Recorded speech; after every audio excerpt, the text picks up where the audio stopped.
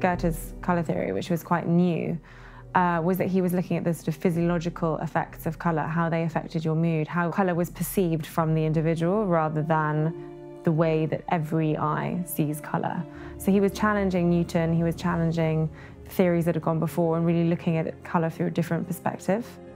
Turner became increasingly interested in the effects of light on the landscape and the challenge of depicting it in paint.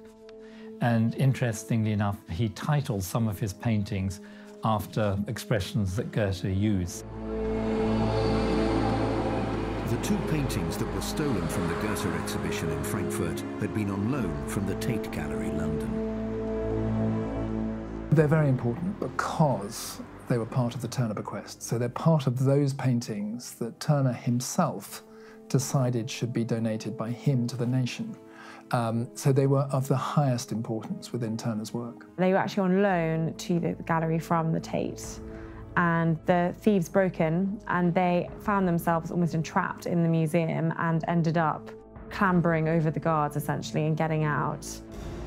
One of them was on the poster for the exhibition. So at one point I thought, well, you know, did the thieves take it because it was publicised? It was just on the poster. It was very hard to know. And initially, we at the Tate were very much waiting. You know, was this going to be a political thing? Was somebody going to be coming up for a ransom demand in a very immediate sense, or using this as some kind of almost hostage-taking? You don't know. One was thrown so completely, so far outside my experience, or actually any of our experience of those of us working at the Tate. One just didn't know what was going to happen next. It would be 5 years since Sandy Nairn received his initial early morning phone call, and with the paintings still no closer to being found, it was feared that they might be lost forever.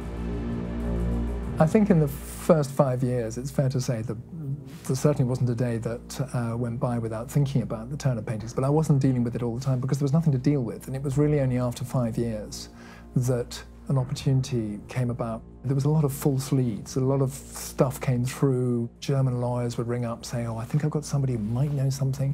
That person might need a small fee to begin to start a conversation. None of it led to anything.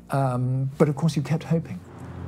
The Frankfurt authorities had actually caught the thieves, but those thieves, once charged and convicted, had no information about the location of the paintings.